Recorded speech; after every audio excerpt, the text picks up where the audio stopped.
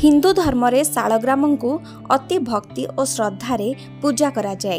हिंदू धर्मर प्रति मठ मंदिर सह एमितिकी घरे घरे प्राय शालग्राम को रखी पूजा करिथांती।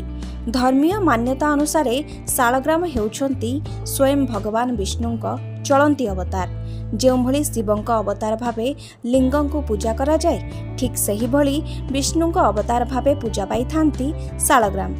किंतु कौन आपण जानती कि एही शालग्राम कौन, केमिति उत्पत्ति एही शालग्रामंकर? तेबे आसंतु शालग्रामंक विषय रे अधिक जानिबा राधा वल्लभ मठर महंत श्री रामकृष्ण दास महाराज को ठारू।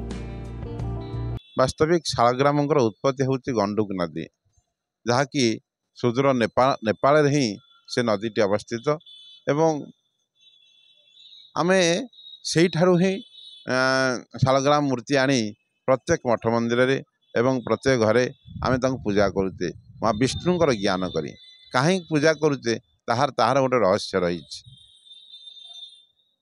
गोटे वृंदावती नाम जड़े नारी थिले जे कि जलंधर को विवाह करथिले। जलंधर वृंदावती विवाह हला परे जलंधर एभली एक राक्षस प्रकृति थिले, किंतु भगवान सब चेष्टा कले किपरि भाव ये आर विनाश होगा दरकार। किंतु वृंदावती सतीत्व एते पराकाष्ठ थिला जे से कौन सी प्रकार भाव तांको स्वामी को से माने केबे हेले विनाश करैबारे प्रतिबंधक साजुथिले। तेणु वृंदावती सतीत्व ही जलंधर को बंचई रखुला। भगवान जिते चेष्टा कले से कौन प्रकार सहज पाइले ना।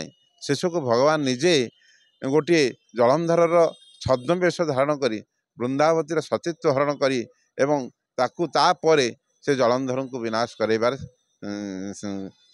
माने से फलवती होते।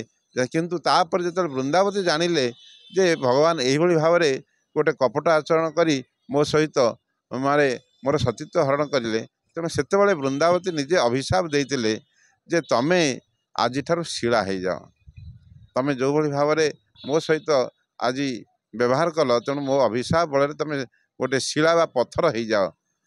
एवं जो शिला जो पत्थर केवल मो द्वारा ही पूजित हेब, आउ कहा द्वारा संभव नुहे।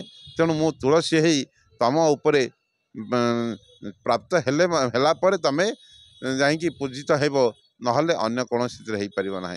तेणु से दिन ठारू महाप्रभु से वृंदावती नामक जड़े भक्त तांकर कथा को मान्यता नहीं आज शिला रूप में आज गंडुकी नदी रे रहुचंती एवं तांको आमे आने पूजा करुचे एवं तांको उपरे वृंदावती बा तुलसी की आज स्थापना करी आमे तांको आज पर्यंत मध्य सही कथा को पूजा करि आउछे।